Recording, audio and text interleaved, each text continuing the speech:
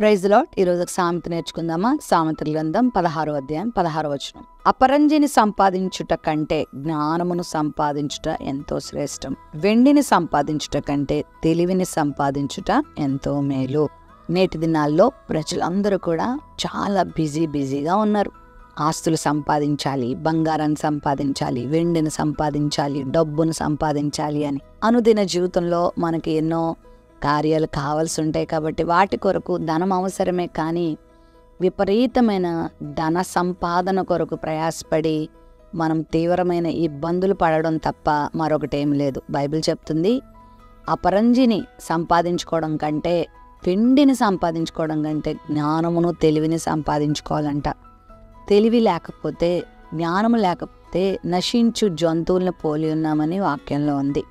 దేవుడిచ్చే జ్ఞానం తెలివి కొరకు మనం ప్రయాసపడాలి. ఎవరిస్తారు తెలివితేటలు?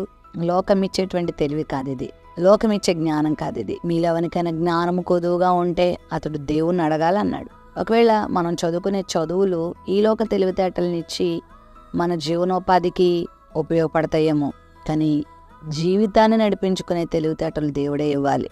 ఎలా ప్రవర్తించాలి, ఎలా మాట్లాడాలి, ఎలా నడుచుకోవాలి, శోధనలు ఎదురైనప్పుడు, కష్టాలు ఎదురైనప్పుడు, లోకంలో అపవాది కార్యాలు ఎదురైనప్పుడు వాటిని ఎలా తప్పించుకోవాలో దైవికమైన జ్ఞానమును దేవుడే ఇస్తాడు. కాబట్టి నువ్వు దేవుని దగ్గరకు వస్తే, దేవుని దగ్గర మొర్ర పెడితే, దేవుని దగ్గర ఆయన వాక్యం దగ్గరకు నువ్వు వస్తే, ఆయన వాక్యాన్ని ధ్యానిస్తే, ఆయన వాక్యాన్ని నేర్చుకుంటే, ఆయన చెప్పిన మాటలు నువ్వు అర్థం చేసుకుంటే, ఆయన మాటలు నువ్వు బహుగా ధ్యాస పెడితే నీకు దేవుని తెలివి వస్తుంది.